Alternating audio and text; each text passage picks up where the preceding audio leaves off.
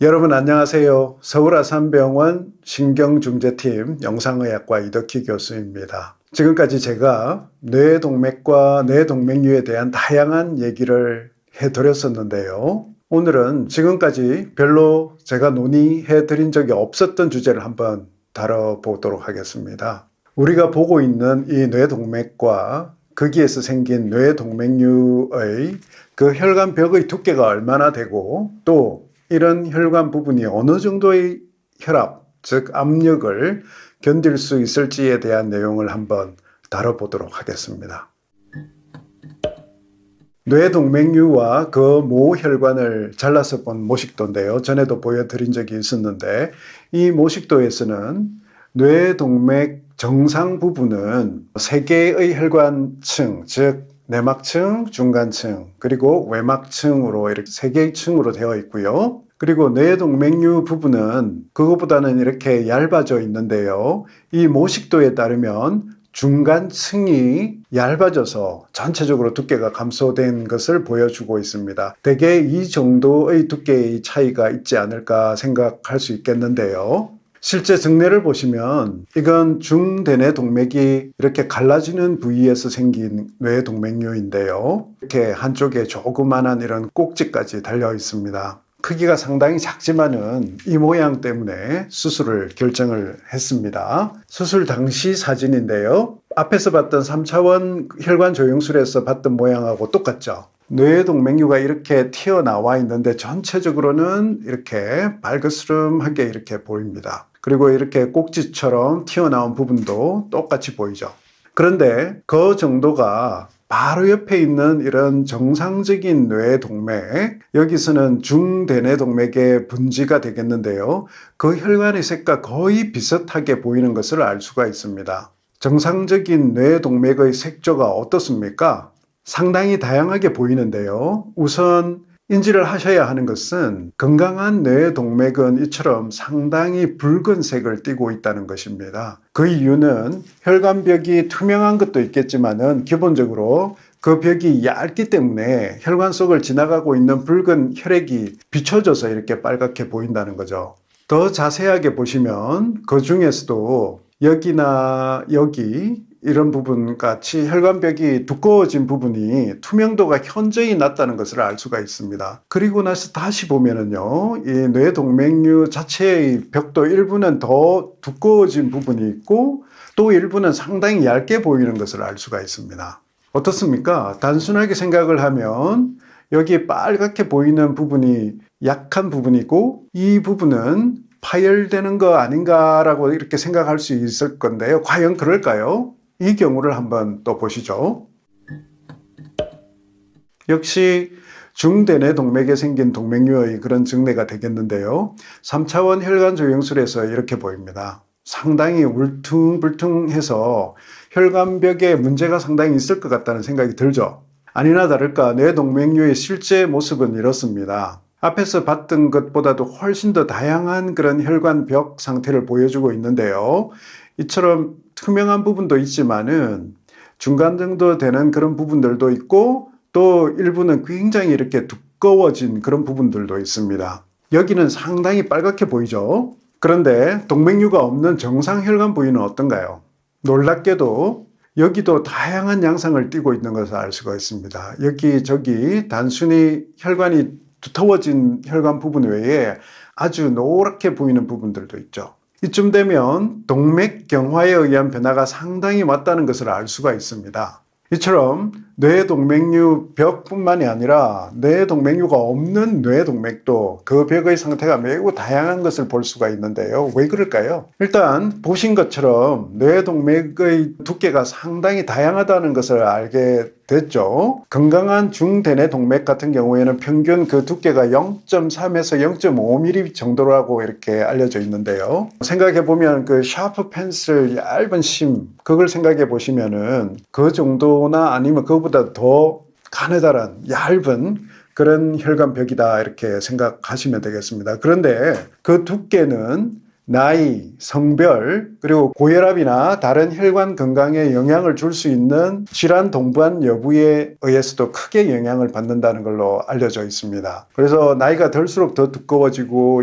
남성에서 더 두껍겠죠. 그리고 고혈압이나 이런 것들이 있으면 2차적인 변화 때문에 두꺼워지는데요. 그 중에 이제 나이가 많아질수록 두꺼워진다 하는 그것만 가지고 한번 이유를 살펴보면은, 첫째, 노화의 한 과정으로 그렇게 생각할 수밖에 없는 동맥경화증이라는 그런 과정이 정도의 차이가 있을 뿐 나이가 들면서 피하기가 어렵습니다. 그래서 두꺼워지겠고, 또 나이가 들수록 마치 피부에 노화가 오는 것 같은 그런 이유로 혈관벽을 구성하고 있는 대표적인 단백질인 콜라겐이나 엘라스틴 등과 같은 것들의 감소에 따라 가지고 단백질 가교가 증가된다고 그래요. 그 결과 오히려 혈관벽의 탄력은 떨어지고 혈관벽은 두꺼워지게 된다고 합니다. 그래서 얼굴에 그 피부를 한번 생각해 보시면 금방 이해가 되실 텐데요. 젊었을 때 그 탱탱한 피부하고 지금 피부를 한번 생각해 보시면 금방 이해가 되실 겁니다. 자, 그럼 다시 한번 그 수술 사진을 한번 보시죠. 뇌동맥 자체를 보면 어떤 혈관이 더 건강하다고 생각하세요? 그렇습니다. 이 왼쪽에 빨간색을 유지하고 있는 것이 이처럼 노랗게 보이는 혈관보다 더 건강하다고 봐야 되죠. 아마도 더 젊은 동맥 아닐까 이렇게 생각을 할 수가 있겠는데요. 이처럼 건강한 뇌동맥은 상대적으로 투명하고 얇아서 내부의 혈액이 붉게 붙여주기 때문이라고 제가 설명을 드렸습니다. 그렇다면 이렇게 얇은 혈관 문제가 있는 거 아닌가라고 생각할 수 있겠습니다만은, 제가 뭐라고 했습니까? 이런 혈관은 탄력이 매우 좋다고 했습니다. 그래서 얇아도 탄성이 좋기 때문에 상당한 압력을 흡수할 수 있을 것이다 라고 생각할 수 있고, 그것 때문에 실제 문제가 되지 않는 겁니다. 뇌동맥류도 마찬가지라고 봐야 합니다. 얇아도 탄성이 유지되고 있다면 뇌동맥 그 자체 정도는 아니어도 상당한 압력을 견딜 수 있을 거다라고 생각할 수가 있겠습니다. 그래서 여러 가지 이유로 2차적으로 혈관벽이 두꺼워진 경우에는 탄성이 떨어져서 반응성은 낮지만 혈관벽이 두꺼워져서 어느 정도의 압력을 견딜 수가 있게 되는 거고, 또 젊고 건강한 혈관의 경우에는 비록 두께는 얇지만은 탄성이 좋아서 상당한 압력을 흡수할 수도 있고 반응성도 좋아서 혈압의 변동성에도 잘 대응을 할 수 있게 된다라고 정리를 하고 이해하시면 되겠습니다. 그렇다면 이런 뇌동맥이나 뇌동맥류가 있는 혈관이 어느 정도의 압력까지, 어느 정도 높은 압력까지 견딜 수 있을까요? 이에 대한 해답을 생각해 보시기 전에 우리가 일반적으로 뇌동맥이 경합하고 있는 혈압이 어느 정도인지를 한번 생각해 볼 필요가 있겠는데요. 일단 우리 정상 수축기 혈압이 얼마입니까? 120mm Hg, 이제 수원이죠. 수원주 높이가 12cm 정도가 되는 거죠. 120mm Hg 정도라고 생각을 해보면은요, 매우 과격한 운동을 했을 때는 그 2배 이상 증가할 수 있다고 하니까 어림잡아서 한 200에서 250mm Hg까지 올라갈 수 있겠습니다. 이와 같이 운동을 함으로써 올라가는 그런 혈압은 아주 일시적인 혈압 상승이고 이내 정상화가 되죠. 그렇지만 병적인 경우에는 그 상태로 그대로 지속될 수가 있고 응급 상황이 될 수도 있는데요. 보고된 바에 의하면 최고 수축기 혈압이 거의 300mm Hg까지도 상승한 경우도 있었다고는 합니다. 이 정도 높은 혈압이 되면 자발성으로 뇌출혈이 발생할 수도 있는데요. 과연 우리 뇌동맥은 기계적으로 어느 정도의 압력, 즉 혈압을 견딜 수 있을까요? 이 연구에 대한 답을 얻는 것은 제한이 있는데요. 최근에 한 연구가 있었습니다. 그 폴란드 연구자들이 발표한 논문인데요. 상당히 도움이 될 수 있는 그런 내용이어서 한번 가져와 봤습니다. 이 논문인데요. 여러 가지 다른 원인으로 사망을 한 환자분들 중에 뇌동맥류가 있었던 뇌동맥 부분을 따로 절제를 해서 다음과 같이 순차적으로 압력을 높여가면서 파열 여부를 관찰을 하는 그런 연구였습니다. 전체 대상 환자 16명 중에 8명에서 뇌동맥류가 있었는데요. 지금 여기 보면은 각각의 뇌동맥류의 위치를 표시를 해 두었고요. 그리고 어느 정도의 압력에서 어느 부위가 파열이 됐는지를 쭉 이렇게 압력을 측정해서 나열을 했습니다. 한번 그 내용을 들여다보시면은 동맥류가 있었던 10명 중에 3명에서만 동맥류가 있는 그 동맥류 자체가 파열이 되었다는 거죠. 그 파열 압력도 상당히 높았습니다. 그리고 동맥류가 있는 나머지 5명에서 그 파열된 곳이 동맥류가 아니고 다른 곳에서 파열이 됐다는 것이 굉장히 인상적인데요.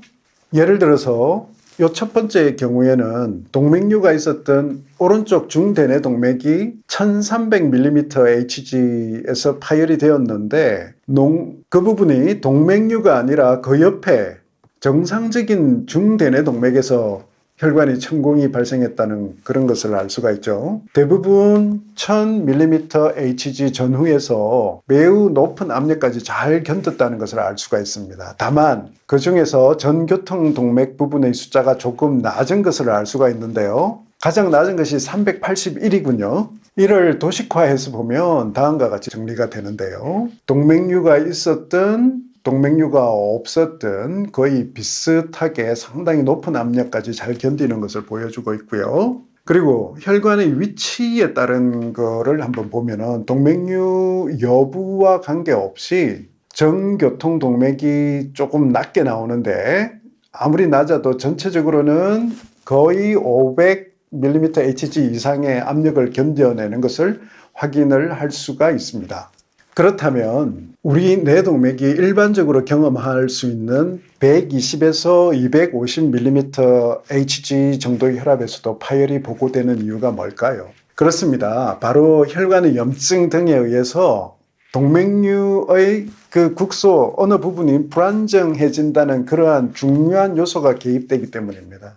이 부분에 대해서는 제가 이전 영상에서 여러 차례 설명을 드렸었는데요. 돌아가셔가지고 참고해 보시면 도움이 될 겁니다. 그만큼 뇌동맥류 벽의 불안정성이 문제가 될 수 있는 건데요. 그래서 상대적으로 견딜 수 있는 압력이 낮은 전교통 동맥, 동맥류 같은 경우에는 동맥류 자체가 안정할 때는 문제가 없겠지만 국소적으로 불안정해질 경우 다른 부분의 동맥류보다도 더 파열이 될 가능성이 높아질 수 있다라고 이해를 할 수 있겠죠. 그래서 우리가 뇌동맥과 뇌동맥류 벽을 안정하게 유지해야 된다는 것을 강조하는 이유가 되겠습니다. 이상과 같이 해서 다시 한번 우리는 비파열 뇌동맥류가 있더라도 안정된 뇌동맥류 벽을 유지할 수 있다면 아무 문제가 없을 것이라는 것을 이 고마운 폴란드 연구자들의 데이터들을 통해서 다시 한번 상기해 볼 수 있었습니다. 자, 그러면 이제 마지막으로 안정된 뇌동맥류 벽을 유지하기 위한 관리 방법을 다시 한번 복습해 드리면서 오늘 제 말씀을 마무리하도록 하겠습니다. 가장 중요한 거 금연이라 그랬죠. 절대 금연. 그리고 고혈압의 철저한 관리. 그리고 세 번째 규칙적인 유산소 운동. 또 하나 더 추가를 한다 그러면 몸을 혹사하는 과로의 금지. 여기까지 추가된다면 완벽한 뇌동맥류 관리 방안이 될 것입니다. 이상입니다. 감사합니다.